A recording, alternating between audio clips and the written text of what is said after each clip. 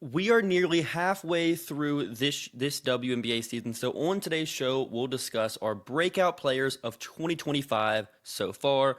Lofton Women's basketball starts now.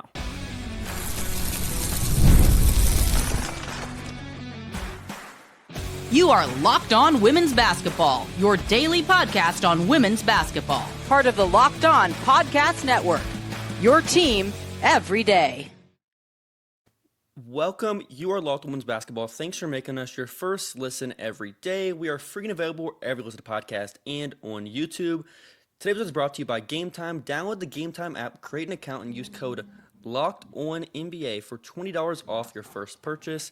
My name is Hunter Cruse. I'm your Saturday host covering the WNBA and prospect scouting. Today I'm joined by my co-host, Emily Adler. Emily covers the draft and the W, the focus on player development, and the game within the game. We will eventually get all three of us on a podcast together. It's mythical, actually. We've been cursed. It will happen at some point. Lincoln is doing more important things than recording this podcast. Is he have another wedding? I think he is at another wedding. Yeah. God, we're getting old. Well, not you. Technically, everybody's getting older. So. I mean, true. We're all getting closer to death, too.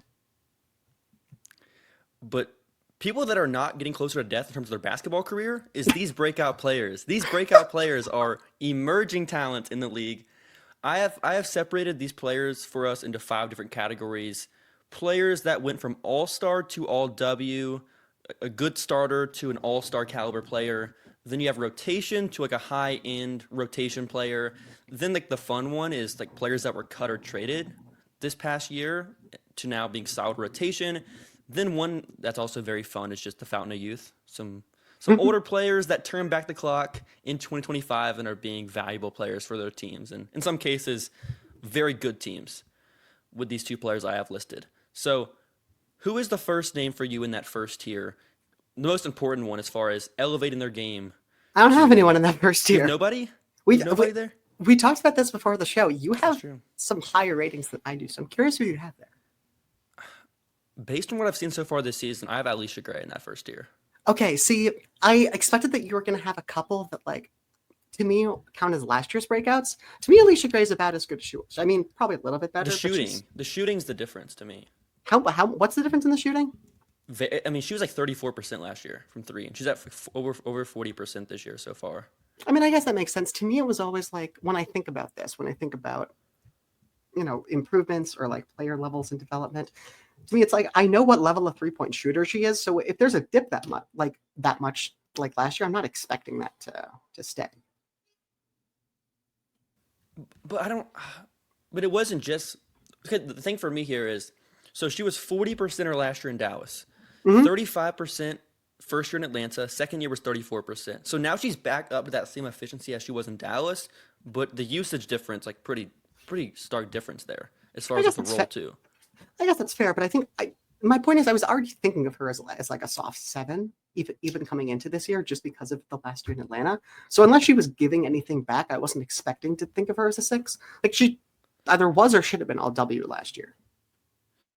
But I mean, even if that's the leap, like she's still she's maybe all W first team so far this year. Like she's borderline that level. I mean, sure. I don't think about that as a huge difference. Like, I see where you're coming from here. I'm not sure that there's been any huge improvements in like real skill other than shooting variance, like brackets positive. But it is, I think, a continuation of being, obviously the best player in Atlanta for the second year running. And doing so on pretty heavy usage and being the go-to player in crunch time. There was the game against who they have it Golden State this week. That was that wonky jumper she made. Where they kept going to her to bail them out late, and it kept working. The entire offense was, Alicia Gray, please save us. And it worked. She's a player that in some ways it doesn't make sense how she like finds ways to score, because her handle is not like doesn't have one of the best handles in the league, but she just is so good at her body control and ways of contorting her body in the air. Like that one she made against Golden State for that and one. She can rise up at any angle, adjust her body midair, and then make it. Like she's No, just I've seen almost identical and one jumpers to that at UNC, at South Carolina, and in Dallas. Like it's yeah. No, and the consistency too, especially. But yeah, like to what you're saying about, I mean, I think I bring this up most times when we talk about her handle. Like, I like to break down handle into two things. There's sort of, well, maybe three things. There's the actual dribble moves you can do. There's how much you control your dribble, and then sort of your feel for it. She basically doesn't have any like particularly effective moves off the dribble. You know, she has a crossover. She is decent at varying her speed on the drive to be able to like manipulate driving lanes. But it's not a particularly effective handle. But her dribble control is excellent. She doesn't turn over the basketball. Yeah, when she sees an opportunity and she has the athletic advantage that she usually does, it doesn't matter. Yeah, 10% turnover rate at this usage and this like crazy. role responsibilities. No, it's like absolutely for crazy. The best player on a really good team. It's some legit stuff. Yeah. Who's your next player? And with that level of like defensive intensity. Right. Yeah. She competes. So the one sort of good rotation player to All-Star I have is Azari Stevens. I didn't even list her. That's a good. You didn't list her? I didn't think about her. That's a good. You should. So I mean, just in terms of listing her, she's by 3 points at career high in points per game. She's almost by 2 rebounds at a career high in rebounds per game. She is by significant margin career highs in steals and blocks. That she is shooting almost 60% from 2. She is shooting 37% from 3. Her true shooting is up. Where was it? Her true shooting is up from 50% to 62%. Yeah, it's really good. I think the most of it is just switching up the scheme and the lineup she's in. She's in a very pick and roll heavy scheme that involves a lot of sort of cutting and just threes and rim shots off the ball.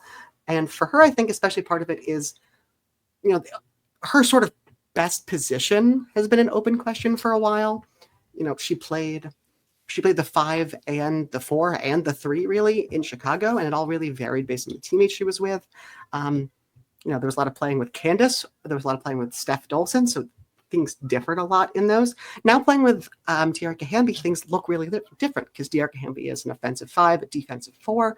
So it's a sort of a weird mix. I think it's exciting to think about what that looks like once Cam Bryn comes back. But until then, I think it's really accentuating how good she is as a cutter, how quickly she thinks off the move and how decisive she is, and just how much skill she has playing in space without having to worry about really anything getting cluttered up along the way. And I think it's really brought out what her game is and the skill I think we saw at times in Chicago and even more so in college. Yeah, I think that's fair. It's crazy how this team still isn't good, and they have the talent on paper to be a better team than they are. Right, like the offensive talent of KP plus C plus Hamby, the offense should be, like in theory, should be better than it is. Part of that is just KP's efficiency has not been like the jump shot efficiency on the 3 has not been good enough to keep up the usage level that like her ideal role has. It's like it's like if James Harden like was merely a really good jump shooter and not like a historic jump shooter. Like none of that's like the scheme wouldn't work. And that's part of the issue I think that they're having in Los Angeles is that they want that to work because that'll open a lot more for Z, that'll open a lot more for Hamby. And then as a result, whoever you're playing on the wings either gets one-on-one matchups or open shots. And once like the head of that snake isn't biting too sharply, the rest of it kind of crumples. You're also not getting as great of play from Rakia as she showed towards the end of last season as well, which... Yeah, I mean, they don't want her to be like, or I should say they don't need her to be more than like the 4th best player in that starting lineup, but right, even for those standards, it's not what it was. Yeah, 27% from 3 currently. Which is what you want, strictly speaking. It is not. So let's get to our first break, then we'll continue on with the rest of our breakout players. Have you ever decided at the last minute to head to a ball game with friends or family? Maybe it's game day and you suddenly realize you want to be in the stands. That's exactly where Game Time comes in. With Game Time, it's an easy way to grab last-minute tickets without the stress. With the big money you save on tickets, you can splurge on food, drinks, merch, or even invite a bigger group to come with you. Game Time makes it possible. Game Time makes buying tickets fast and simple. Prices on the app actually drop the closer you get to first pitch, and they've got incredible last-minute deals, clear seat views, and the lowest price guarantee that takes the worry out of buying tickets. Take the guesswork out of buying tickets with Game Time. Download the Game Time app, create an account, and use code LOCKEDONNBA for $20 off your first purchase. Terms apply. Again, create an account and redeem code LOCKEDONNBA for $20 off. Download the Game Time app today. Last minute tickets, lowest price, guaranteed.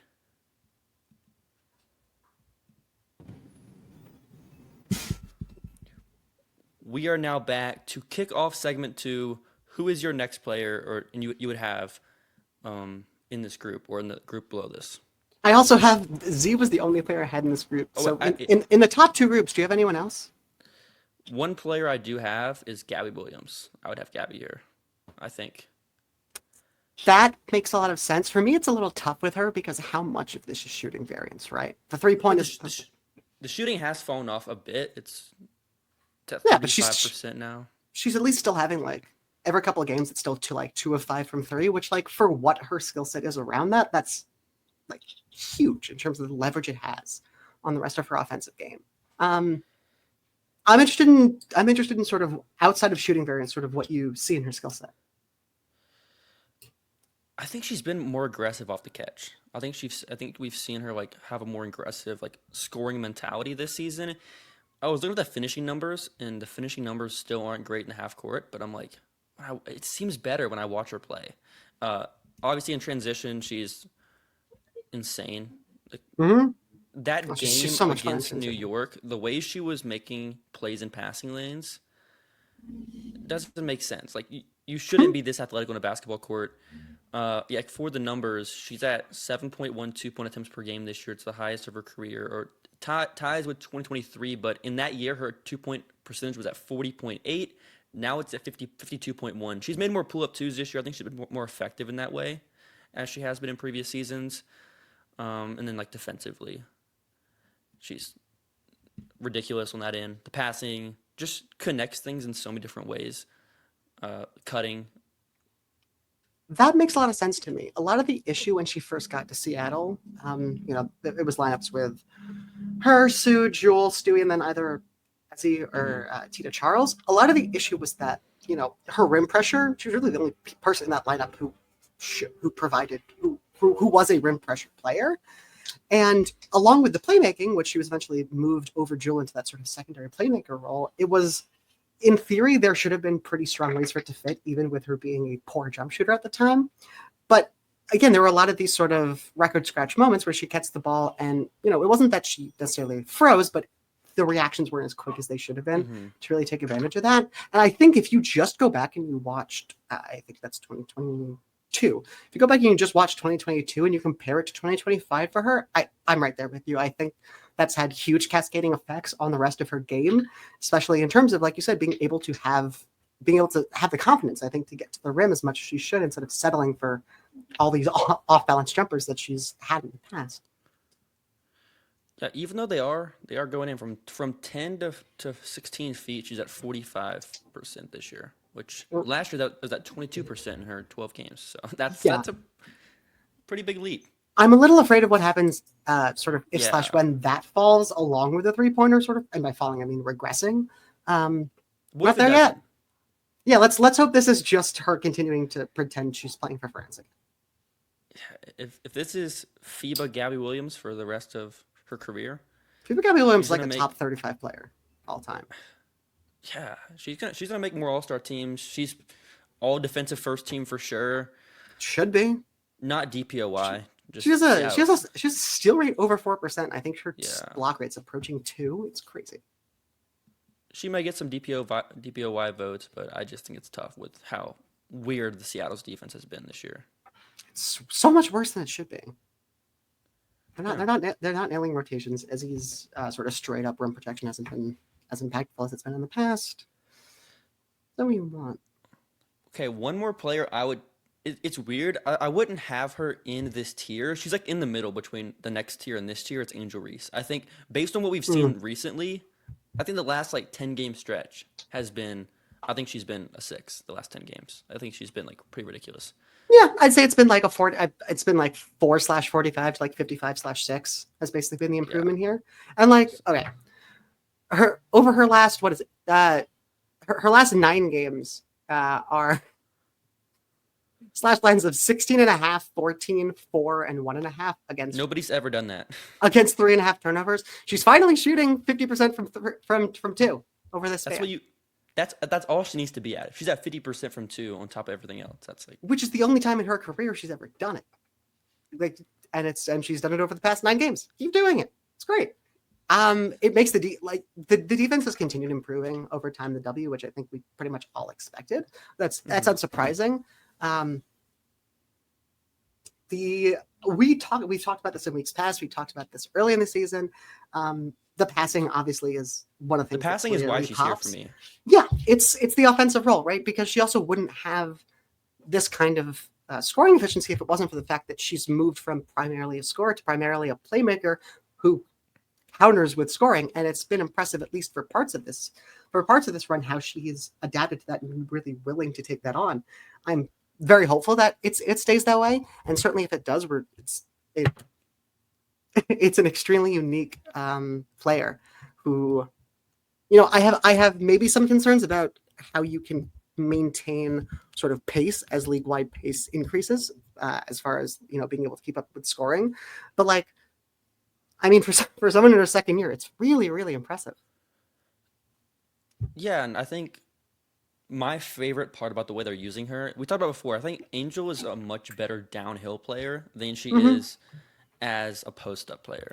Right. We talked about this in her scout. Like there really is very little scoring post process here. The footwork lacks. The moves are athletic, but the finishing angle. Can you stop doing that, Kat? But the finishing angle really is, I think, the hardest part of it.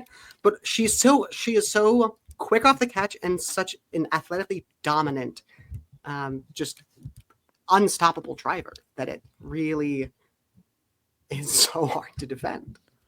And she's been one of the best big passers this season, and especially the last 10 games. The velocity she gets downhill, finding cutters. She's at more assists if it wasn't for Chicago's shooting and who's around her. And Kamil's finishing.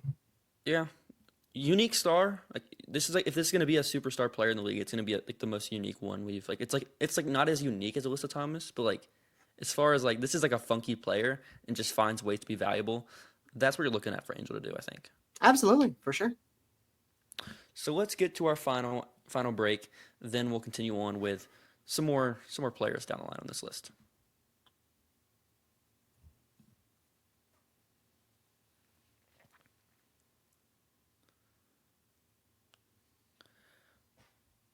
Okay, some of these players I don't think is like as deep of a conversation, but we have some fun names here. Who would you consider for like rotation to like high-end rotation players? You're on mute. No, I'm not. I'll drop a couple. Let's start with Jacy Sheldon. I had her on my cut to trade it a solid rotation tier. I mean, interesting. I would say the fact that she's running like a true shooting percentage over 70 over like 20 games, so over the past like 20 games is probably high-end rotation. That's true. I am really interested to see what happens. I mean, I wrote about this last week, 2 weeks ago. It's very interesting to see what happens when scoring efficiency returns to earth. But like, it keeps not returning to earth. We're like 15 games into this insane hot streak. And it's just the one thing that keeps me a little bit lower on her is that she doesn't take like a lot of shots, and I wish she would take more. It is concerning in that sense for sure. I think she at least now has enough of a buffer to get there, and I think she didn't have as much before. It is weird. There are, I think I looked this up at some point, but I couldn't get it into an article.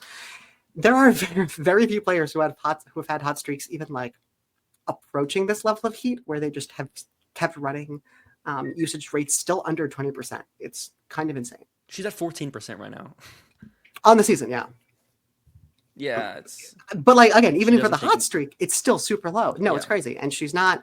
She part of that, I think, a lot of that, I think, is really just the way this offense flows, and that's not necessarily her fault.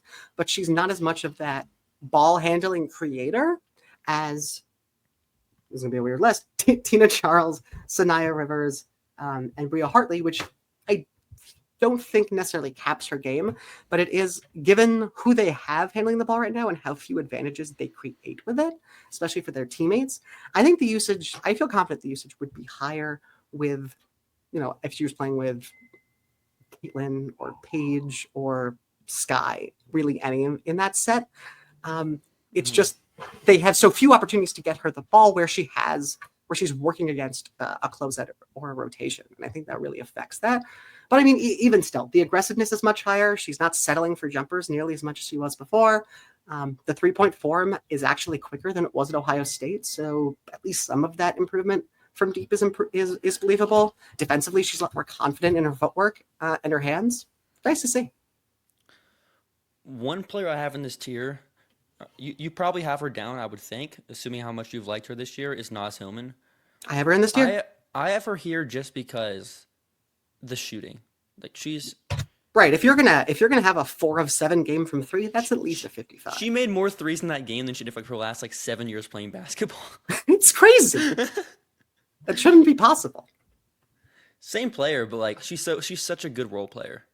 Yeah, I mean, if you're going to be able to fill gaps like this and space, yeah, you can start. You can start on a good team. And she's going to close. She is closing. I'm saying Sometimes. playoff basketball and stuff. If we're talking about the best way to maximize this team in the playoffs, especially when we're talking about how do they match up with Minnesota, the New Yorks, these teams that are very athletic in the front court, you don't want to roll out Bree Jones and Brittany Griner in the final minutes of a game. I don't think you're going to be very successful there. No, So. Stewie would probably eat against that. Not to mention, I mean, if you just look at the matchups one by one, or even Phoenix, I was going to say Phoenix is going to run by you. Either JJ is too tall for Bree, or Stewie blows by BG, or sort of the reverse. Seattle's the main one where it works there, and even then, we've seen recently how Seattle took them in the game that was most recently in Atlanta. So you're going to have these issues, I think, against most teams that aren't like Indiana. Yeah, so I think Naz just being good at everything, it gives them a chance, to steal a game. She's such a good screen and roller. She has such a really good understanding of space. That's always been my thing with her, where it's even when she wasn't shooting, she was still able to find value in lineups. Mm-hmm. And we've talked about that in recent historical scouting stuff, about how much it really pops the more you look back through history, about how just having an understanding of space and setting yourself up, and especially moving through the paint without the ball, is maybe the biggest skill that I think portends success for a front court player. And that would for her, it goes back to Michigan, and it's still really good. One player I don't know if you'll have her down, but I have Kennedy Burkle in here.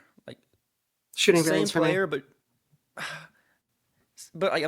I'm giving her a lot of credit for the 10-minute jump and what she's done since they've been without some players. Phoebus was overseas. That's fair. JJ injured now, and she's still making her threes at a pretty absurd level. Is it going to sustain? No, but I mean, if she's a 35% true shooter, that's a lot better than what we've seen from her when she's been in the W before. For sure. I mean, I think that's for me that's still more of game. For me, that's still more of a 5 than a 55, or maybe a 5 or 45 than 55, especially given she's fine defensively. She's not. She's mediocre defensively, and I mean that not in a negative way. Mediocre means perfectly fine, and she's perfectly fine defensively, but she gives problems, especially for them late in games when, they are also dealing with a couple other out of positional issues. So again, for me, I think if we're being descriptive here and not prescriptively, I would not put her in this tier, but descriptively, just given the shooting, that's fine. Another player I have in this tier, I have a couple players in this tier with question marks next to them, which is basically the question being, is this a breakout this year? Maybe were we low on them before? I have, just to close out this tier, I have Olivia Nelson-Adada, Temi Fagbenle, and Lexi Hull. just going with that down Lexi the one Hole, by I would say, is a continuation of last year. Well, yeah, that's the thing for me. Like going down them one by one. For me, Lexi Hall, the shooting obviously I think started last year. I think we've seen her get even better in terms of leveraging the shooting to be able to work, the mid range a little bit and create other shots better this year. I think the defense has continued what was pretty solid before, if not maybe slightly better this year. I think her shooting versatility at least has improved from just sort of stationary shots as well. So that's why it's sort of a question mark. It's minor. She's gone from like maybe a 5 last year to 55 this year. It's minor, but it's notable. Olivia Nelson-Adada, I think, is mostly the same player she's been before, but it's higher minutes, it's heavier defensive usage, certainly. So it's nice to see there. Again, is that just sort of more minutes, or is there actual skill improvement here? And then Temi, is she a 55 is mostly the question. Like, are we talking about someone who like looks really good in context and is a solid player, or is she really this good at sort of cutting and finishing? Unreal finisher.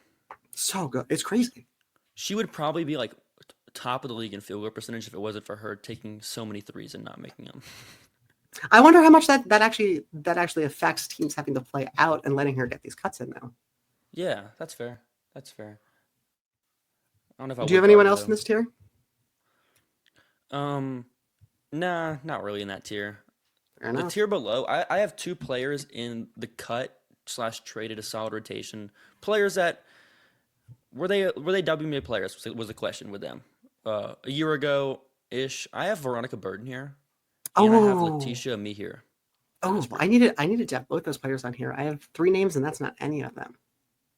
Wow. I think like VB, we saw a little bit of stuff like in Connecticut, but this year, even if the efficiency is not there, she's impactful defensively, solid passer, and she's a starter for a playoff team. Right. I think at the very least, like she's a rotation player. Oh, I mean, yes. I'd say like if the Valkyries want, like, if you're looking at the Valkyries and you're trying to get better, all the first move you'd make is moving like. And again, you can insert a creative player anywhere. The first move you'd make is probably putting VB on the bench and inserting your creative player into that starting point guard spot. That's not a knock against her. I'm just saying necessarily why, like, a starting player who has had some of the games that she's had is sort of in this category and not a category higher. I think, like you said, it's really impressive, even given that the pretty low scoring efficiency. I'm pretty sure her field goal percentage is like under 40. Yeah, she's like 34% from 2. It's not great. No, it's not. But it's also, but she does a pretty good job of creating positive shots, even within what is sort of an inefficient ability to finish them, and that it portends well for just being able to stick on the bench going forward, being able to handle good minutes as a backup. The defense, I think, certainly looks better than what it has looked like at times. I think in Connecticut, just given, we know what her hands have been in terms of sort of being excellent, but the screen navigation, I think, was always sort of a question in terms of holding up at the point of attack. And it's nice to see it really clicking now. You can also throw in a bunch of other Golden State players, like Kayla Thornton. It's largely the same player, but I think KT is a breakout in terms of like the usage jump, and the usage jump correlating with 0 drop in efficiency because she's drawing fouls now versus it's impressive for sure. Playing in New York where she was an off-ball spot-up shooter and defender. I mean, I certainly wouldn't put her in this tier even if we were going to, but no. Yeah, for sure. Who's the other player on this? Oh, Letitia Meir. She's been so good over the past few games. And she's as close of a definition you get here to where she was not on a team. Like she was cut, yeah. She wasn't on a team. Yeah.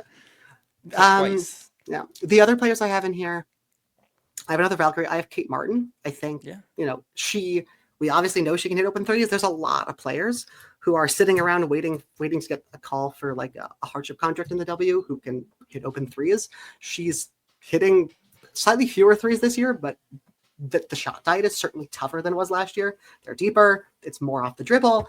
It's more quick fire catch and shoots. She's doing better from 2 as well. I think, the turnovers are down. She's doing, it's not like a roll 5, but it certainly is a more useful, I think, bench player than someone who mostly got minutes for Vegas because they had one of the worst benches in recent history. And it's still worse. It's worse. Yeah. somehow. But it has to be. Speaking of former Vegas bench players, I'm sure they'd love to have.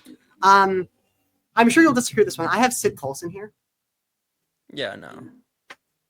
Breakout? It was mostly. I think we've gone.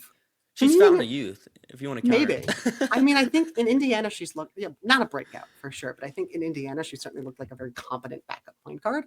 Even if maybe you'd prefer her to be third string, she certainly looked competent. The efficiency it's perfectly fine. She's been solid defensively. Again, that's just an all around decent bench player. Where in Vegas she just could not get minutes, and there was an open question of basically, is she just there for vibes and can't really ball anymore? And she can. You could also argue I think Jade Melbourne could fit in this tier, even if she's basically not taking shots as much anymore. Her hot streak's over. Sadly, it is over. Mm-hmm. Couple more names, like I would say that it's not really a breakout, but like Erica Wheeler, as far as where she was last year, as like she wasn't getting minutes. Yeah, this is your fountain of youth category. Fountain of youth category. Yeah, Erica Wheeler found the fountain of youth. She is making threes at a 40+% level. She's making pull-up threes. Ridiculous. She's playing like a fine wine. She was the 6th player of the year favorite until now she's starting. So no, damn. All right, thanks for making Locked On Basketball your first listen every day, or your second listen. We always appreciate when you're our second listen every day. And for your next listen, find the Locked On NBA podcast where there is no off-season. Doug, Matt, and Hayes keep you up to date on contract negotiations, rumors, and everything you need to know to be the most informed NBA fan. Find Locked On NBA on YouTube or wherever you listen to podcasts. Part of the Locked On Podcast Network, your team every day. Have a great rest of your weekend, everyone.